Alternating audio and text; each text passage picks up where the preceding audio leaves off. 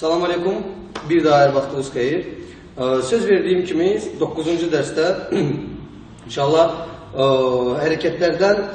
bir hareketdən yani digərinə keçidi öyrənəcəyik. Hərəkət olaraq 6. 7. və 8. dərslərdə öyrəndiyimiz hərəkətləri götürəcəm. Yadınıza salın. 6. dərsdəki 1, 2, 1, 2, 3, 1, 2, 1, 2, 3 bu hərəkət idi. 7. dərsdə arxaya girdik. Ütüləmə, 1, 2, ütüləmə. Və 8. dərsdə bu hərəkət yandan göstərim. 1, 2, 1, 2, 3, 1, 2, 1, 2, 3 və onun yana olunan hərəkət variantı 1, 2, 1, 2, 3, 1, 2, 1, 2, 3. Bu üç hərəkəti bir-birinə birləşdirəcəyik və keçək birbaşa hərəkətlərə. Yəni, belə baxanda 4 hərəkət alınır. Niyə? Çünki bir hərəkəti düz eləyəcəyik, həmin hərəkəti yana eləyəndə belə və yaxud da belə. Bu ikinci hərəkət sayılsın. Qarşıda 3-cü hərəkət və arxada 4-cü hərəkət. Bu ardıcıllıqla eləməyə çalışacağıq və hərəkətdən hərəkətə necə keçirik? Əslində bu çox asandır. Niyə? Fikir verirsinizsə bütün hərəkətləri sağ ayaqla başlayırıq, sağ ayağı önə açırıq. Yandan da göstərim və hərəkəti bitirdikdən sonra, ütüləmədən sonra sol ayaq gəlir və solla da eləyəndən sonra yenidən sağ ayaq qarşıda qalır. Yəni, buradan çıxış edərək nəyə demək istəyirəm? Əgər biz hərəkətlərin sayını cüt eləsək, 2, 4, 6, 8, yəni ki, onda həmişə hərəkət sağ ayaqda başlayıb qarşıda, bu vəziyyətdə, başlanğıc vəziyyətində və bu vəziyyətdə də bitirəcəyik. Və bütün hərəkətləri ayrı-ayrıcılıqda bu vəziyyətdən başladığımıza görə keçid çox asandır. Tutalım, dediyim kimi, bu hərəkətlər 1, 2, 1, 2, 3, 1, 2, 1, 2, 3 və yaxud da 1, 2, 1, 2, 3, 1, 2, 1, 2, 3 yana 1, 2, 1, 2, 3, 1, 2, 1, 2, 3 və arxadan yana 1, 2, 1, 2, 3, 1, 2, 1, 2, 3. Özünüz gördünüz ki, bu hərəkətlər bir-birinə oxşar, yəni ki, cəhəti ondadır ki, hər 4 hərəkətdə də bir sayında ayaq yerə vurulur, ya arxaya, ya diagonal, ya öndən yana və yaxud da geridən yana və 2 sayında açırıq qabağa. Fərq bundadır, yəni hərəkətin birinci nöqtəsi sadəcə fərqlidir. Yəni, dediyim kimi, hərəkətlərin sayını cüt eləyəndə sağ ayaqda başlayıb sağda da bitiririk. Yəni, bu, nətər deyim sizə, ki, aydın olsun, yəni, arxaya vurursan, ütüləmə, solla arxaya vurursan, ütüləmə. Tutalım 4 dəfə eləyirik. Ütüləmə, 1, 2, ütüləmə. İndi arxaya vurmursan, yana vurursan və rahat keçirsən. 2, ütüləmə, 1, 2, ütüləmə, 1, 2, ütüləmə, 1, 2, ütüləmə. İndi arxadan yana vurursan. Ütüləmə, 1, 2, ütüləmə. Yəni, bu dərəcədə asandır. İndi nümayiş elətdirim.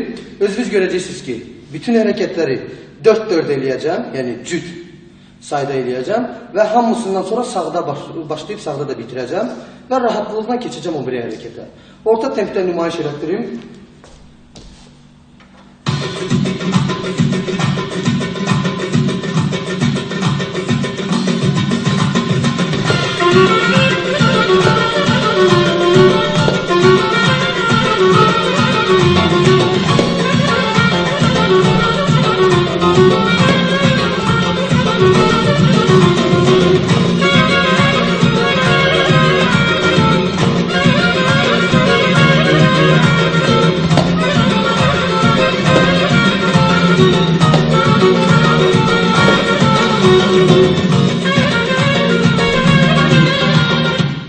Yəqin ki, bu vəziyyətdə bir neçə dəfə izlədikdən sonra özünüz də müşahidə edəcəksiniz ki, bütün hərəkətlər 4 hərəkət icra olunandan sonra yenidən sağda bitiririk.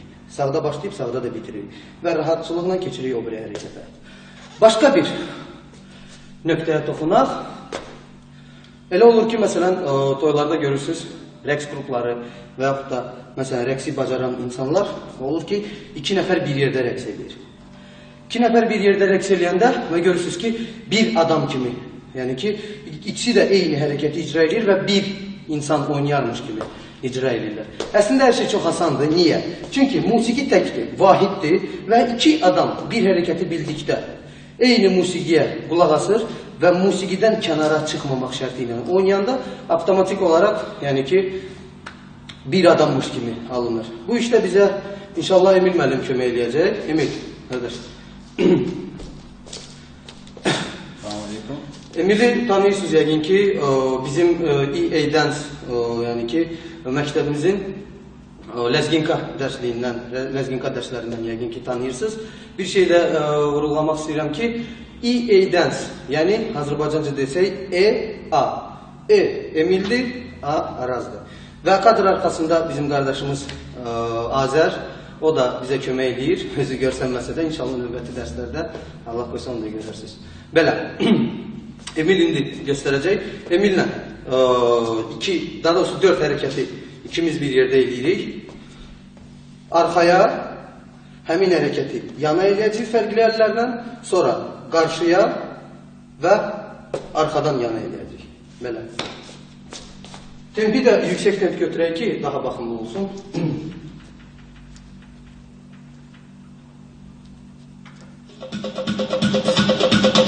Hazır. 3, 4.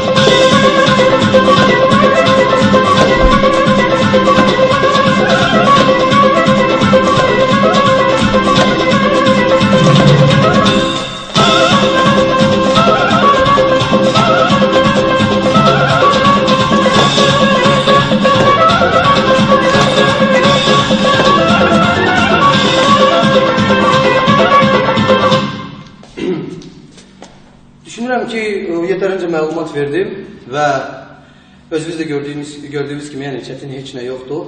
Allahın köməlindən diqqətlə dərsləri izləyin.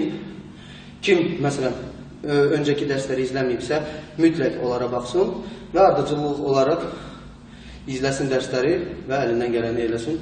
İnşallah faydalanarsınız dərslərdən. Diqqətinizə görə təşəkkür edirəm. Növbəti dərslərdə görüşənədək. Sağ olun.